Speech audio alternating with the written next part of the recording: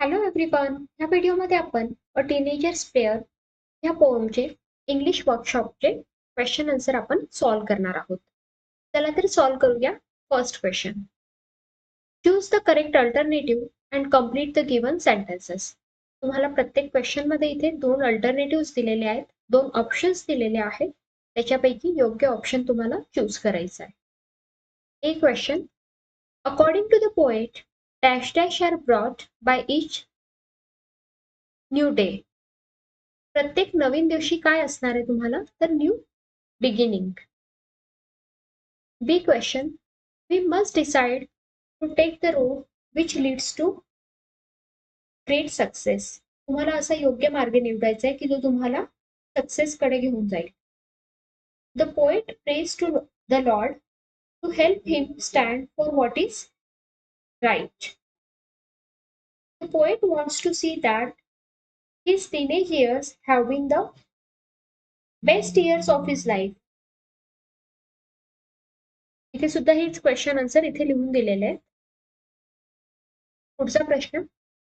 Find and write the pairs of rhyming words from the poem. Poem मधून तुम्हाला rhyming words शोधायचे आहेत. तर ह्या पहिल्या स्टॅन्झामध्ये आपण जर पाहिलं तर मेक आणि टेक आहे. इथे सक्सेस आणि डिस्ट्रेस हा एक वर्ड आहे, ही एक पेअर आहे. सी आणि me. Next pair way day.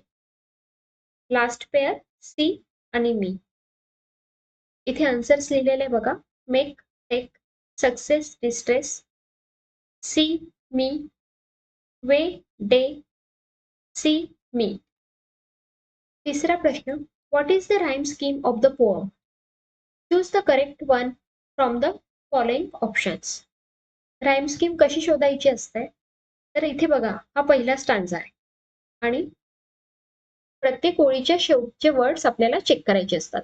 तर इथे बिगिनिंग हा शेवटचा वर्ड आहे, तर याला आपण अल्फाबेटिकली ऑर्डरमध्ये ABCDच्या ऑर्डरमध्ये पहिला अल्फाबेट देणार ए. मग आता मेक हा शब्द आपण चेक करणार, पण आता बिगिनिंग आणि मेकचा साऊंड सारखा नाहीये, वेगळा आहे, म्हणून बियन्स याला बी असं नाव देणार. आता चूज याचा साऊंड मेक आणि बिगिनिंगशी मॅच होतोय का, नाही होतोय, वेगळा आहे, म्हणून सिक्वेन्सनुसारच आपल्याला नावं द्यायची आहेत, म्हणून इथे सी दिलं. आता बघा टेक हा वर्ड आहे, तर टेकचा साऊंड किंवा ध्वनी कशाशी मॅच होतोय, मेकशी मॅच होतोय. मग आपण मेकला काय नाव, इथे अल्फाबेट कोणता दिलाय, बी, मग इथे सुद्धा बी येणार, डी नाही येणार, बी येणार. म्हणून इथे रायमिंग स्कीम काय झाली, ABCB. ABCB हे आन्सर असणार आहे. पुढचा question. Question number 4. Match the lines in column A with the figure of speech in column B.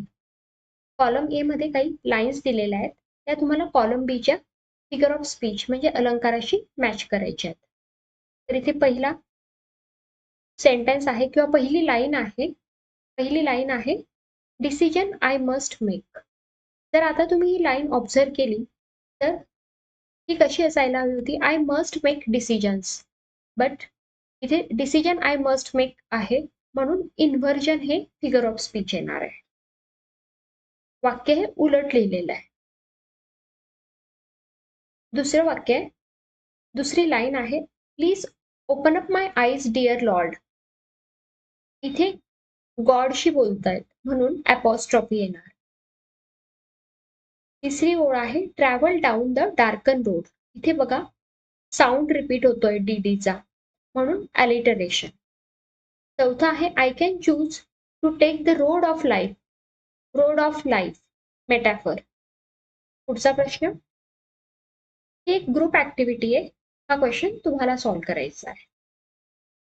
पुढचा प्रश्न आहे, prepare a set of 10 questions to interview any successful teenage. You may use the following guidelines. तुम्हाला 10 questions तयार करायचे एक interview घेण्यासाठी successful टीनेजर्सचा. इथे interview कोणाचा घेतला जातोय, interview questions for blind musician. हे आन्सर आहे तुमचं. First question. Could you please tell me about your family. तुमच्या फॅमिलीबद्दल आम्हाला काही सांगाल का? दुसरा प्रश्न, how did your blindness affect you affect your career as a musician and composer? Third question, who supported you in your venture? Fourth question, who were your gurus and what sort of training did you receive? Fifth, what is your specialty in singing? Sixth question, which was the best performance in your life according to you? Seventh, what are the awards you have received? Eighth question, what are your plans for future? Ninth, what is your advice to young aspirants? 10th question, what can you do to encourage them? Question number 7, read the poem, write an appreciation of the poem in about 12 to 15 sentences with the help of following points. तुम्हाला ह्या पोएमचे appreciation लिहायचे आहेत. Appreciation मध्ये फक्त 5 points लिहायचे असतात आता. तर आन्सर आहे पोएमचा टायटल तुम्ही पहिले लिहिणार पहिल्या पॉइंटला a teenager's prayer. Second point असणार आहे the name of the poet J Morse. Rhyme scheme, the rhyme scheme of the poem is ABCB. Figure of speech, फक्त एकच फिगर ऑफ स्पीच तुम्हाला लिहायचं आहे पण इथे मी 3 लिहून दाखवलेले आहेत. Apostrophe, inversion, metaphor. 5वा पॉइंट असणार आहे थीम किंवा central idea. The theme of the poem is a teenager's dilemma about making the right decisions. The responsibility of choice falls fully on him or her. Wrong decisions may ruin the whole life. Hence, the teenager in the poem prays to God for his help and guidance. हा question तुम्हाला 5 मार्क्सला येतो question बोर्डाच्या question पेपरमध्ये appreciation लिहायला पोएमचं. पुढचा प्रश्न आहे compose a short prayer in English asking God to guide you in your teenage years. Later you can even try to make the lines rhyme to give an poetic form. तुम्हाला एक कविता लिहायची आहे आणि prayer लिहायची, short prayer लिहायची आहे आणि try सुद्धा करा की त्या लाईन्स मध्ये राईम सुद्धा असेल. ओ God, bless me with friends with purest heart who will always stand by me in dark and dust. Let our friendship grow clean and right. My future bright will be in my sight. बघा इथे rhyming सुद्धा आहे, right, sight. Next question, look around in your vicinity, your family, friends, neighbors, classmates, etc. and write about your 4 teenagers who have made a name for themselves by doing something extraordinary. तुमच्या फ्रेंड्समध्ये, neighbours म्हणजे शेजाऱ्यांमध्ये, क्लासमेटमध्ये कुणी extraordinary काय केलेलं आहे ते तुम्हाला इथे लिहायचं आहे.